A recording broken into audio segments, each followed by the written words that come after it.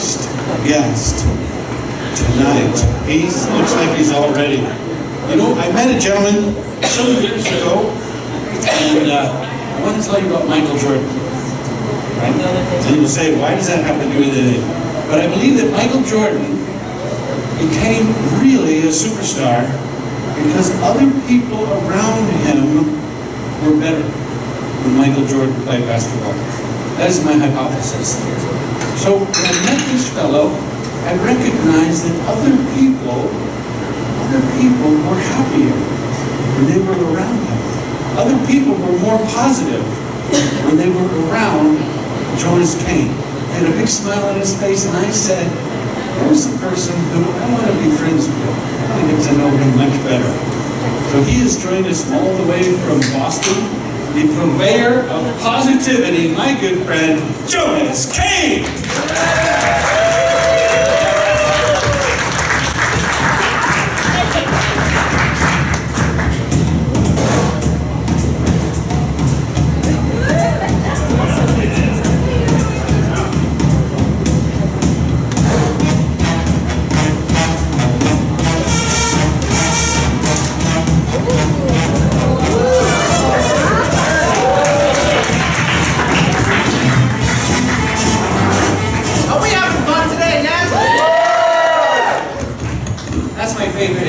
Well, let's have a big hand for Michael. The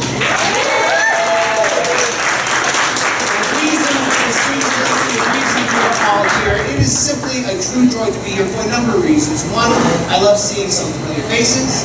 I love seeing some new faces. I love helping friends. And I also am excited because this reminds me of my very first magic show I ever did. I was 12 years old at a brewery. There's about, 30 or 40 people gathered around. This story is about 50% true.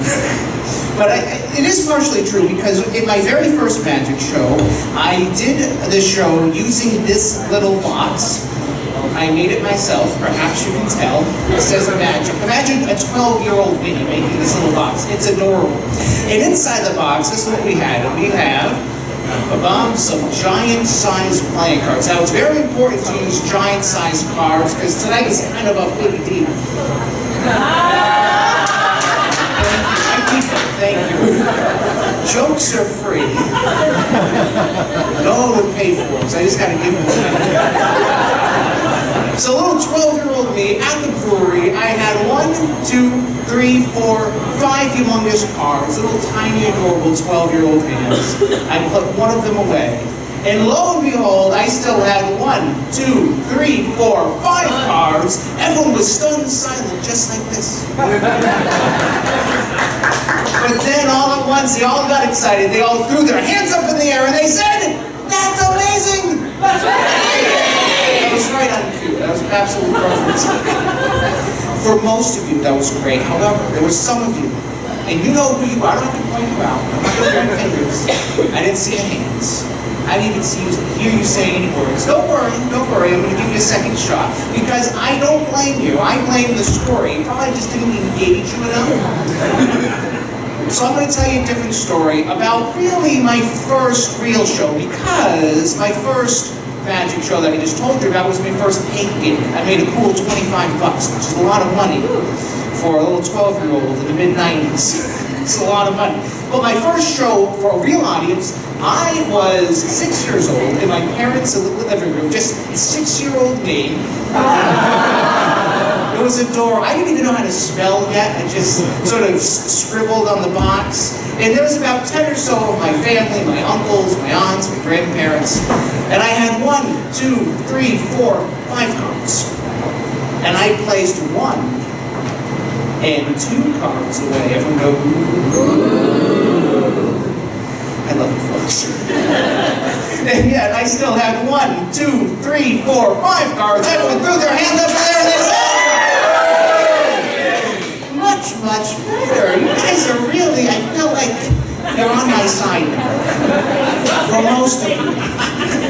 There's still some of you, again, I'm not going to point you out. Some of you, I didn't see the, actually most of you I didn't see the hands.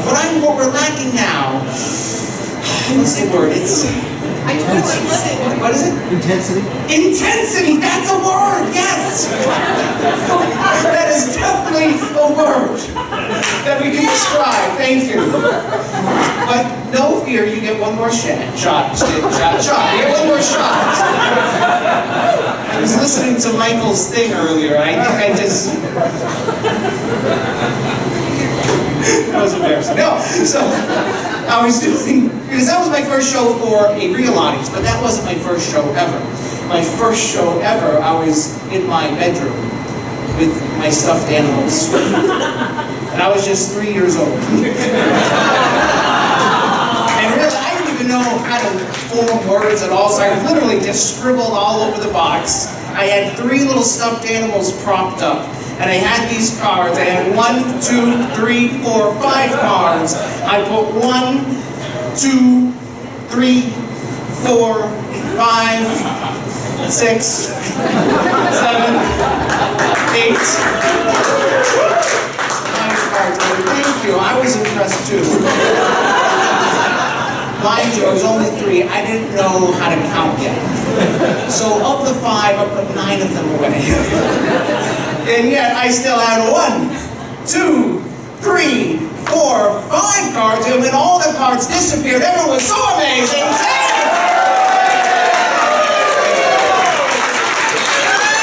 my goodness, it's right. Who said that? Was that you? What's your name? Bardo. Big hand for Bardo. Oh my goodness.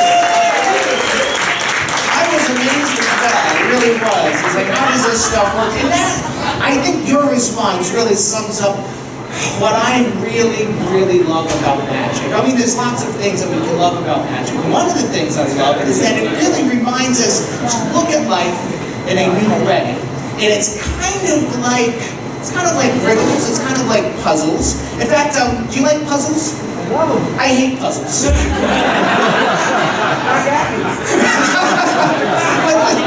I like the idea of puzzles and riddles. What I like, though, is I like to hear the solution and then sort of reverse engineer a little bit.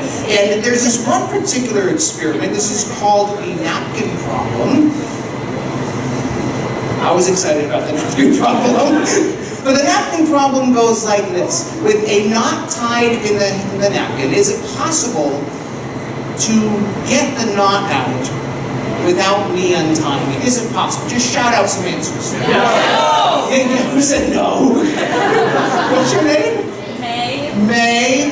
So you don't think it's possible? It's a magic show.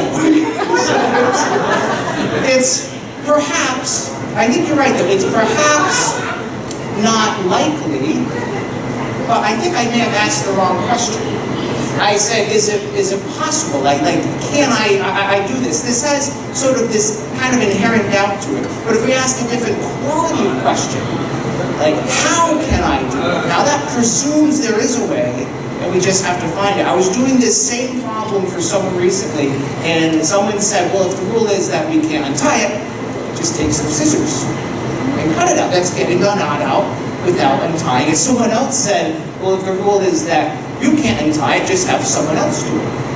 Right? There's so many different possibilities, and that's what magic reminds us of. And since, of course, this is a magic show, I have a magic solution to this problem, but it starts before it even begins. You have to tie a certain kind of knot. Do you know what that kind of knot is called, May? Slip knot. It is called a slip knot. That's exactly right. Have you seen this trick before? That's exactly right. When you tie a slip knot, you just sort of slip the knot. No. Yes. I like you so much. No.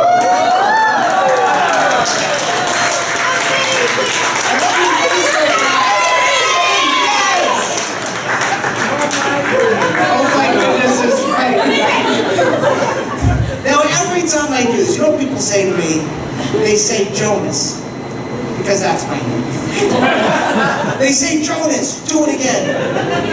All right, thank you for asking me. That was right on cue. That was like perfect. Really, someone sing right now. You get me. But the thing is, I can't do this again. Because there's a rule in magic, and there are some performers in the audience that will tell you that one of the rules is you can't do the same trick twice for the same audience. And do you know why that is, May? Do you know why? No. Well, the thing is, when you do it again, you know what to expect. So you can have a better chance, because it takes away the surprise. So you have a better chance of figuring it out. However, just like we tie a slip knot, there's these loopholes that we can slip in, that if the rule is that I can't do the trick again, we just have someone else do it. And perhaps May would like to join us.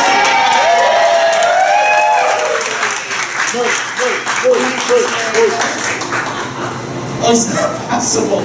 But how can you do this? How can I do things? Yeah, how can you? And where are you from? Orange County? Orange County. So you came all the way from Orange County. Yeah, with my friends. With your- We're gonna surf. Thank you. How did you hear about the show? We met Michael at the Magic Castle, and it was so amazing, and he was our favorite magician of the night. And so I hope you heard that, Michael. You are their favorite magician. This is a big deal. This is a big deal. a whole night. That's a big deal. Well, May, I'm not going to try and steal Michael's thunder, but perhaps you can. You're going to hold on to the napkin, one hand on each side, and you're just going to pull the knot nice and tight. Are you right-handed or left-handed? So you're going to hold the handkerchief in your left hand. Let go with your right hand. And show your hand empty. Roll up your sleeve. I don't want anyone to think there's anything hiding up there. All right? And just wave the hand over the knot.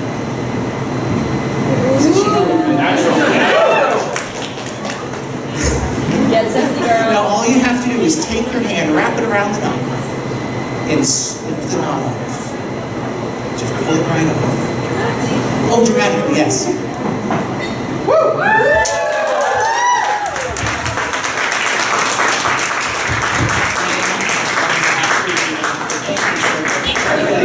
Big hand for May.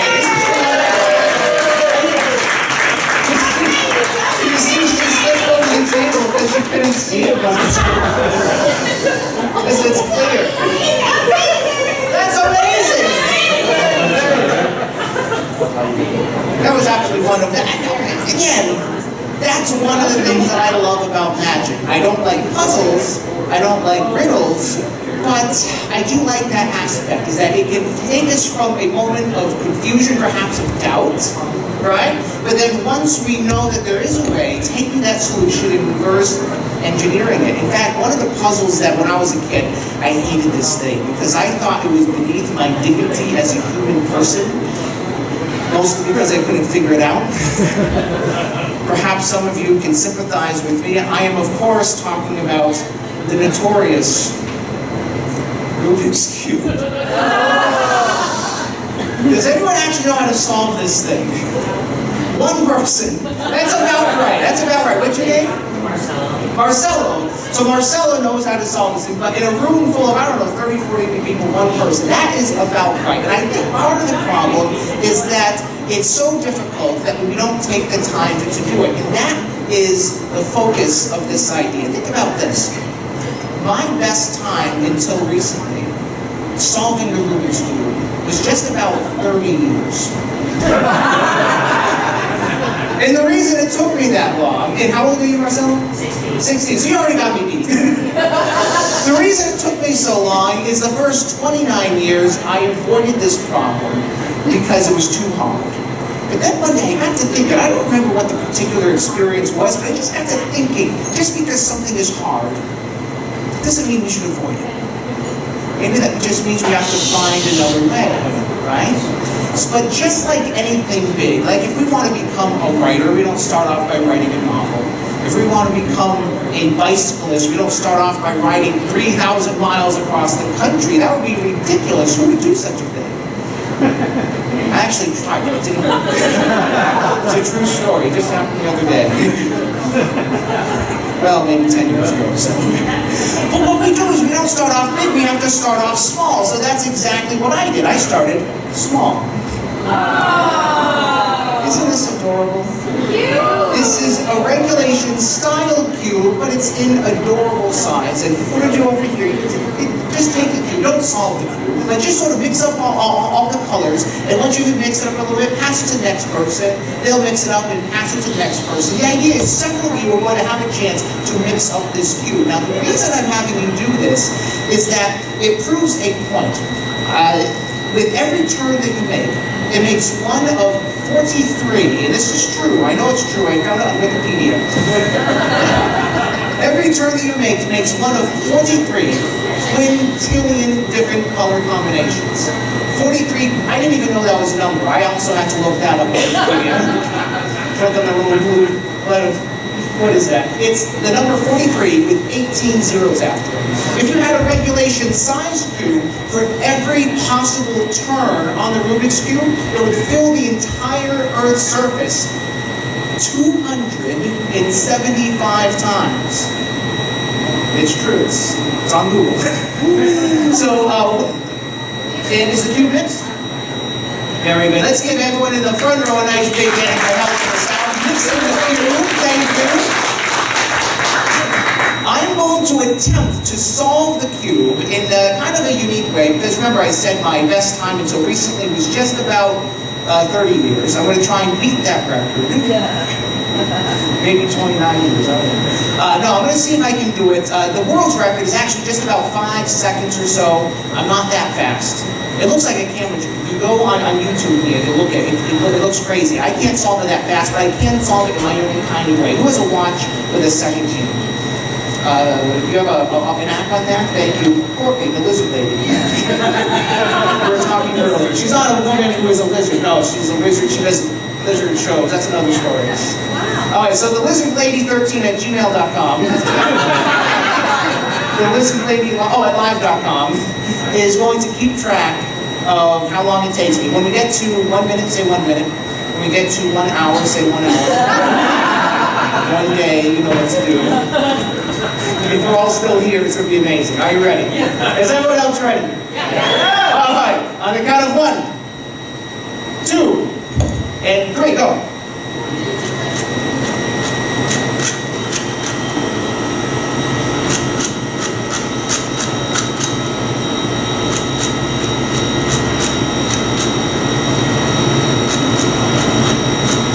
How are we doing on time? And time, how about now? 23 seconds. I did this last week, 25 seconds. I'm doing better. Ladies and gentlemen, Rubik's Cube. Thank you very much. For my next trick. What's that? Seriously, I do love you so much. Now, here's the thing. Some people at this point accuse me because they say, so far, so what? but think about this. Most people solve the cube with putting all the greens on one side, or all the whites on one side, or all the blues, but that's just how everyone else does it. That's only one of the 43 quintillion different possibilities for solving the cube. I already know how to do that. So to go a step higher, to do even better, I decide on a new combination and I solve it for that formation. And this is the one that I decided upon today.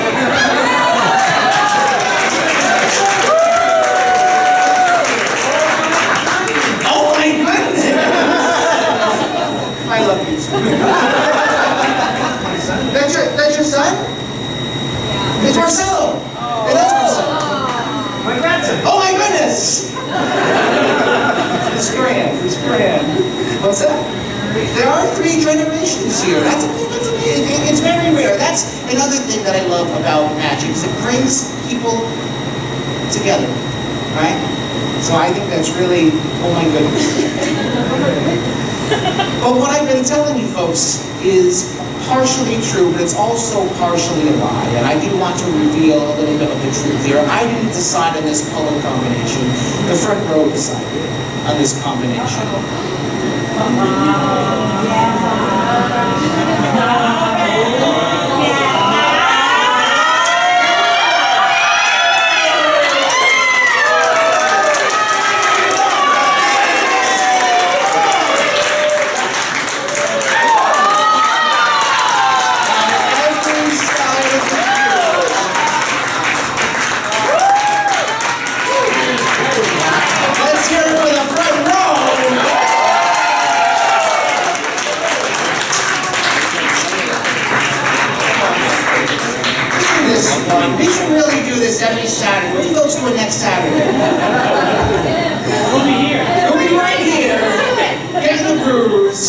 having some magic.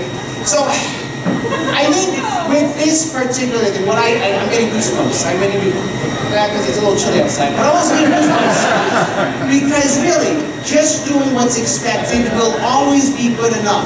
But doing more than expected will always be where our personal best can be found.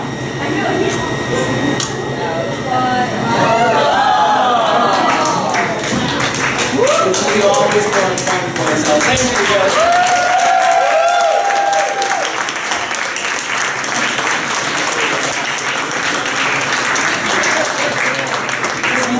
Years to figure that out. Are we still having fun, yes? Now, I was pretty excited earlier. I saw this particular magic trick being performed that it's one of my personal favorites. And what I most perhaps love about this particular one is that I found a way to do it kind of like the table. You can see right through it. So this is my innovation of a trick you've already seen one of the other performers do. Everyone go, you're going to be able to see right through this one. It's also kind of a riddle, right? But I'm going to give you the problem, you're going to hear the solution, and then you're going to really go, right? Here is the problem. We have 3 little white, invisible plastic cups face down on the clear table. Can everyone see the 3 little white invisible plastic cups? Yes, that's right, because we're using our imagination. You have a good imagination, right? Brett. It's Brooke. Brooke, where are you from? Glendora. I saw signs for Glendora. I'm not from California, so I really don't know where Glendora is, but I did see a sign for that place. Thank you for her coming. So, your name again? Oh, Brooke. With an E or just a K? That's how the cool kids do it. Brooke, you can see these cups. I also have, I almost forgot, a little red invisible ball. You can check out the ball. Is that a real little red invisible ball that you might find in your invisible home? You're doing great. You can toss it back up. Thank you very much, Brooke. Now the idea is the ball wants to go underneath one of the cups, but it's not going to start there. It's going to start off in the side of my pocket. Your job is to try and guess which cup has the ball, but here's the thing, you can only choose one. Is the ball underneath cup number 1, cup number 2, or cup number 3? If you think you have an answer, don't say it out loud just yet. Just keep it in your mind. Let's give Brooke the first shot at this. Do you think it's under cup number 1, 2, or 3? I keep turning it off every time I take it out of there. What did you say? Number 3. Number 3. I'm going to give you a hint. It's not under 3. Alright, so at least, I just want to give you another shot. It's either under 1 or number 2. Which one is it under? There we go. That's exactly what it's under. It's underneath cup number 1. Give her a big hand! But the real question is, why was it underneath cup number 1? Do you know why? Why is it missing? Because it's magical, yes. But remember, this is because I did put it there. So yeah, these are, you see, you were listening earlier, right? There's all these other solutions. It is imaginary, and you're using your imagination. But remember, this is a riddle, and riddles are rational. Very much unlike me. That's my problem. I'm an emotional being experiencing a rational world. I'm doing my best to embrace this, but this is really difficult for me. But I'm going to share this with you, just in case you are emotional beings as well. The reason that the ball was underneath cup number 1 is because I told you could only choose one. I told you you'd do it. You did it. That's amazing. Now I know some of you want another shot, so I'm going to give you folks another shot. Let's do this. I brought with me the real cup number 1 and the real little red ball. You may take a look at the little red ball. Who's this gentleman next to you? This is Justin. Who's Justin? This is your husband. Everyone say yay! Yay! Congratulations. How long have you been married? 4 years, congratulations. It's coming up, happy anniversary. Justin may take a look inside the cup. Now, if the ball happens to look like a cat's toy, I'll give it back to Pumpkin later. That's my cat. Is there anything inside the cup? And if the cup happens to look like a toothbrush holder that you might find at Target, purely coincidental.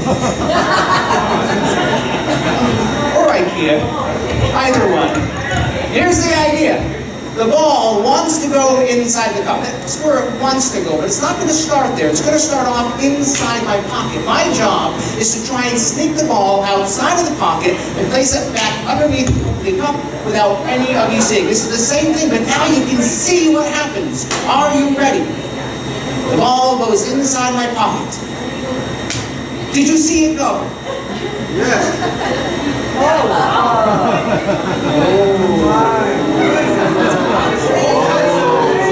It's amazing. However, I see someone over here who I think perhaps has a possible solution. What's your name?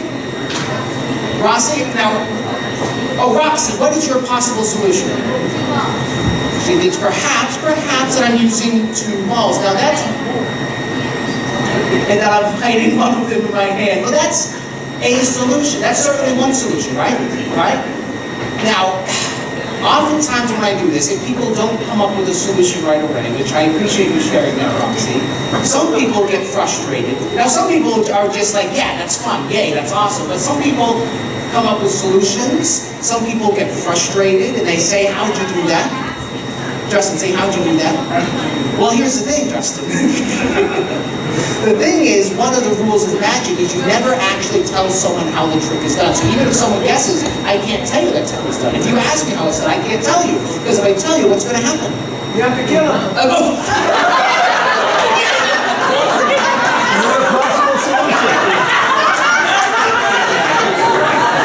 They did take a turn really quick. I'm the purveyor of positivity. Not the facilitator of death.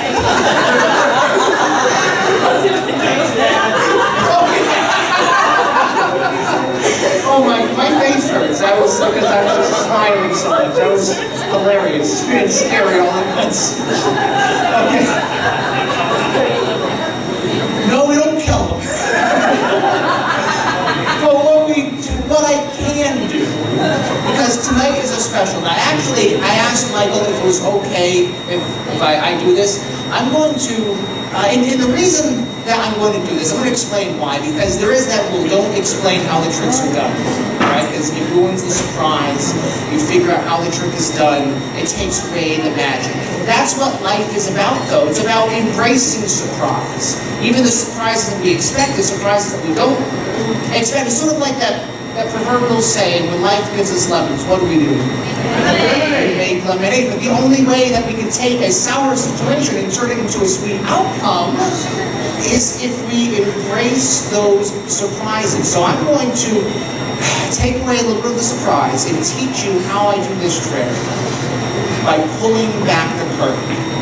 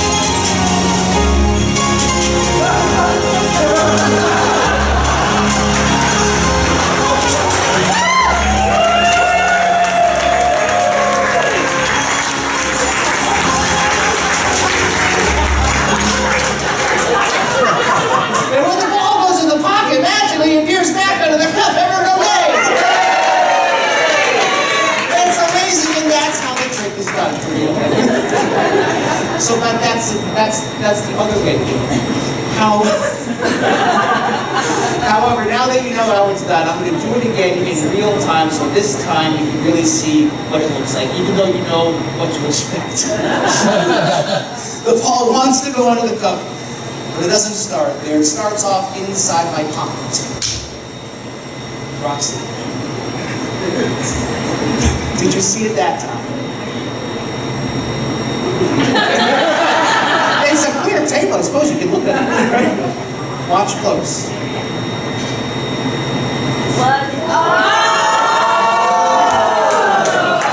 That's that lemon we were talking about. Because when life gives us lemons, what do we do? Let's give everyone who out there a nice big.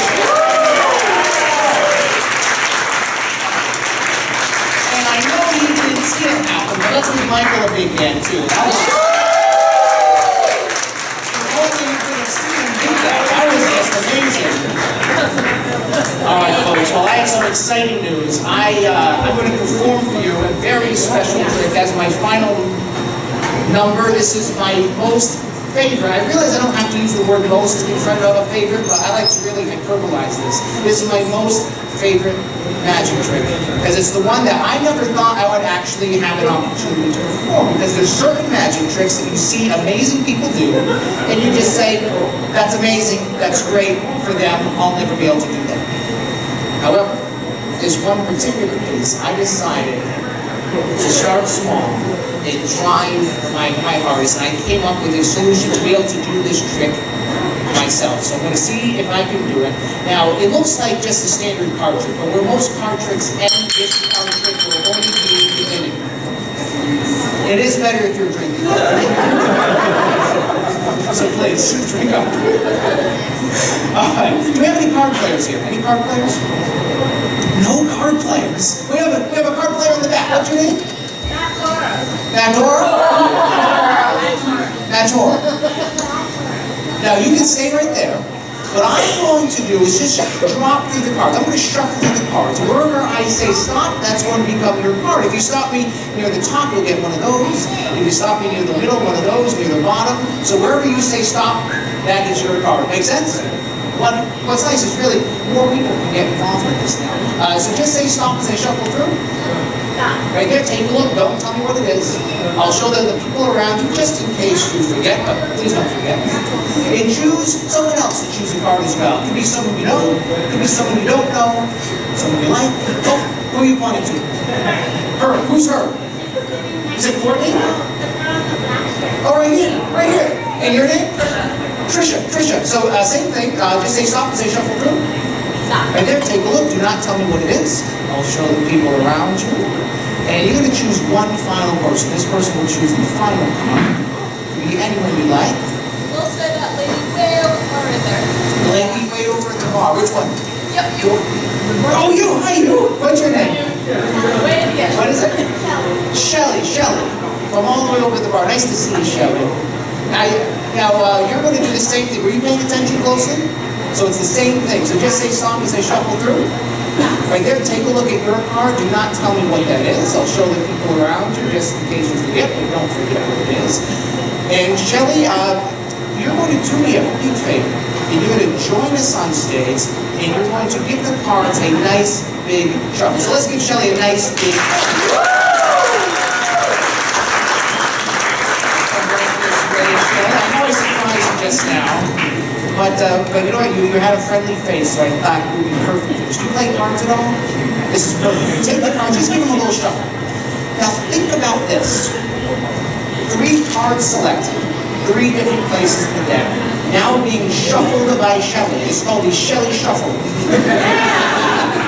Say that 3 times fast. It is fancy.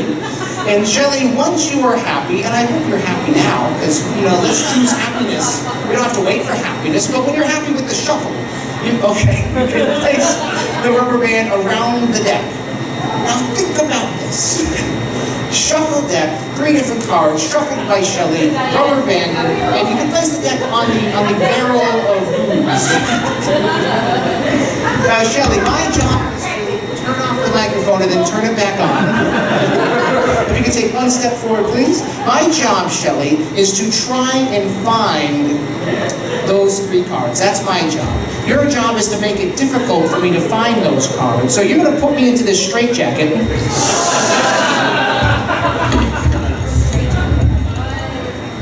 And this is a microphone stand. It's too small for the microphone. So therefore, I'm going to ask Brooke with an E to hold the microphone for me.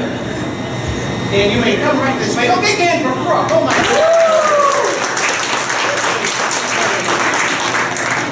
You know, I'm pretty excited because I didn't even know you're going to get rolling. Let's get my coffee. Yeah, we don't need mic in your face. Now, Brooke, you're going to be the microphone stand. Right? And Shelley, you're going to place me into the straight jacket. Now, I'm going to place my arms through both sides, and it's kind of like a series of belt buckles on the back. So I'm going to turn around so everyone can see what's happening. You're going to start at the very top, and you're going to really pull those buckles as tight as you can. Thank you very much. I appreciate that. From Orange County? Oh no, who's from Orange County? From the back. And you're from 20 minutes away. So thank you for making it. It was about a 10-hour flight with the layovers. You know, it's Michael. I love Michael. And how's the belt buckles coming? You're doing good. You're doing good. Now, once you get to the last one, there's one final one on there. That one doesn't have to be tight. Now, some of you may recognize this as a stunt that Harry Houdini used to perform. And Houdini would hang upside down from a skyscraper. Oh, it's okay. You're doing it. Thank you. And there's actually one final one for my arm. I'm going to cross my arms. And you just pull that one as tight as you can. Houdini would hang upside down from a skyscraper. Now, where I'm from in Massachusetts, well, I have an office in Boston. I suppose there's skyscrapers there, but I actually live in Holyoke, Massachusetts. Not a lot of skyscrapers, so I don't have a chance to really practice that. So what I do instead is I escape from the straitjacket while finding plane comets. Makes it much more interesting. Now, this is going to get a little animated, but first, I want to thank Shelley so much. I want you to take your hand. My hands are a little busy. Oh, thank you for shaking my elbow. And you may have a seat, Shelley. Give Shelley a nice big hand. And you may keep the microphone, but you may have a seat. Ladies and gentlemen, I will now attempt to escape from the straitjacket. Courtney will keep time once again. The Lizard Lady 13 at live.com.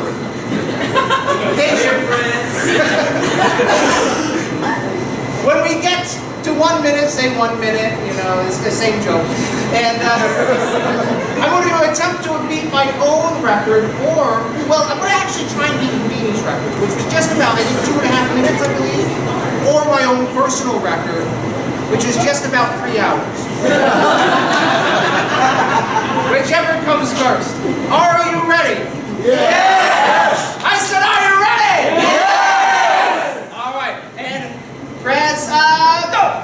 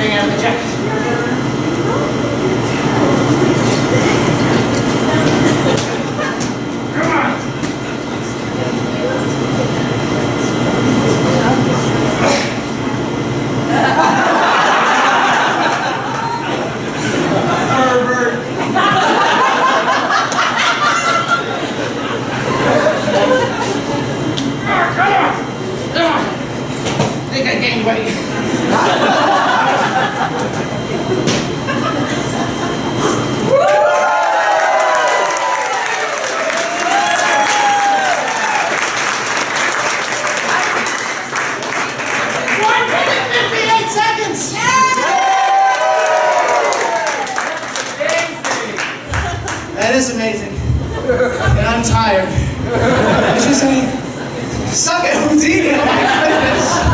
Purveyor of positivity. Houdini's doing the best he can, considering the circumstances. All right, let me catch my breath a little bit, because I did escape from the straitjacket, and I found 3 cards, but are they the correct 3 cards? If you chose a card, raise your hand so I can see where you are. 1, 2, and 3. When you hear your card, you will say, yes, that's my card. You'll get a big thunderous round of applause. The 3 of clubs. Yes, that's my card. First one, let's shuffle the deck of cards. All right, who chose the King of Hearts? That was your... I was in a straitjacket with a shuffled deck of cards. All right, last card, last but not least, it has to be your card. Shelley's Jack of Spades. Give Shelley a nice big hand. Is that your card?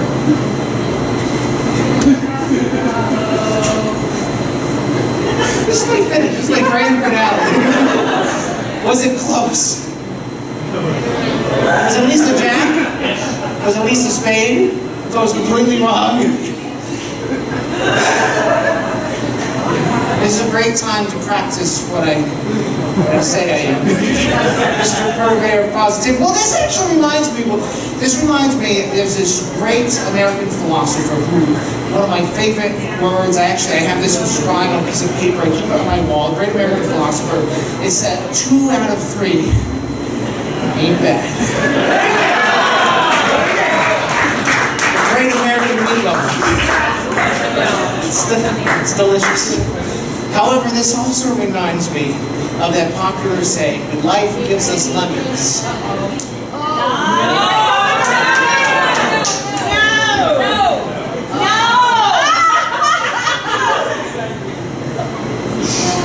You see, when things don't quite go as planned, we of course can get frustrated. We can get upset. We can use it as an excuse to give up. Or we can face our problems head on.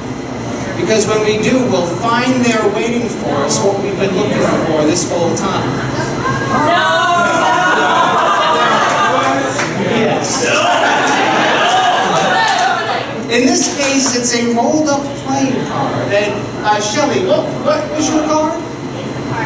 The Ace of Hearts. Are you sure it wasn't the 2 of Hearts?